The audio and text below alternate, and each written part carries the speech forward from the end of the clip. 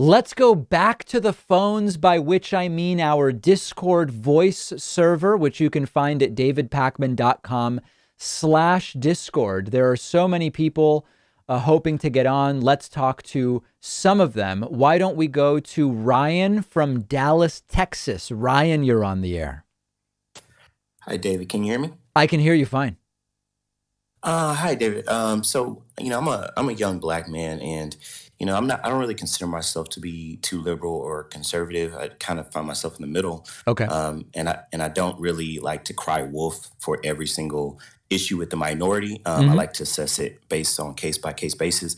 But my question for you is, Jim Crow only ended 56 years ago, and there really wasn't anything significantly done to try to uplift, and compensate the black community for all those years of oppression. Yes. And my question to you is, what do you think should have been done and at the time, and what do you think we could do now? Well, the problem at the time was that, as we have very much learned, simply changing the rules on paper to outlaw certain types of discrimination, it, number one, doesn't actually eliminate the discrimination right away. And number two, it doesn't actually set people up on an even playing field. I've used the Monopoly analogy before. If a new player enters a Monopoly game after a few people have been playing for an hour, on paper, you can say everybody's playing by the same rules, but all the properties have been purchased and the bank already has relationships with the existing players, etc. Okay, that's the analogy. So I think that was the missed opportunity then.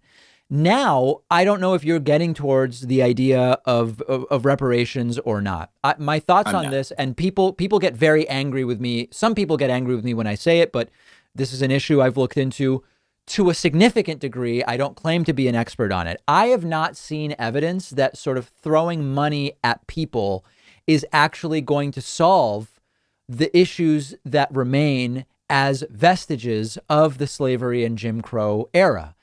Throwing money at people won't solve a lot of the geographic structural issues that we have in terms of neighborhoods and public transit and a lot of other different things. It won't, at least not in any direct way, solve some of the education inequalities that exist. So I am open to the idea of a reparative process, but I'm more interested in seeing how it can go to structural change rather than necessarily like tossing money at people.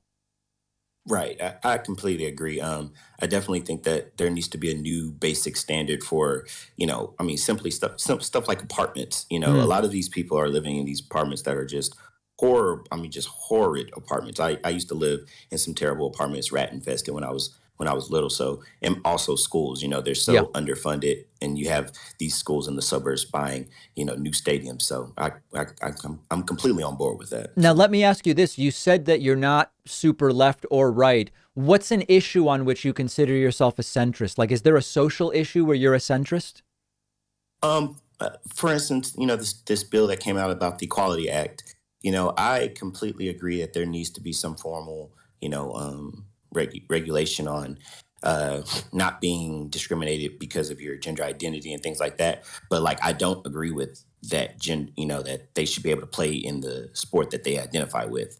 I guess in my opinion, that's being neutral, but I don't. Now, I hold don't. on. Does that apply to all sports or only certain sports? I honestly haven't thought about it that much. I guess in my mind, I would initially think about the more physically, where your physical stature is more important and more Okay. significant.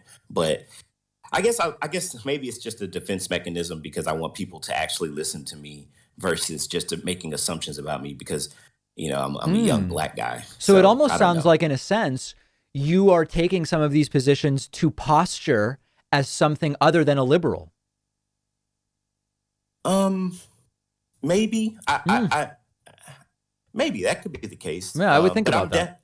I definitely don't think that I'm more liberal than conservative for sure. You No, don't think so, or you are more liberal than conservative. no, I am. I'm definitely more liberal than I conservative. see. Yeah, that's But coming through. That's coming through. Yeah. yeah, All right, my friend. Thank you for the call. I appreciate it. all right, thank you. All right. Bye. Take care.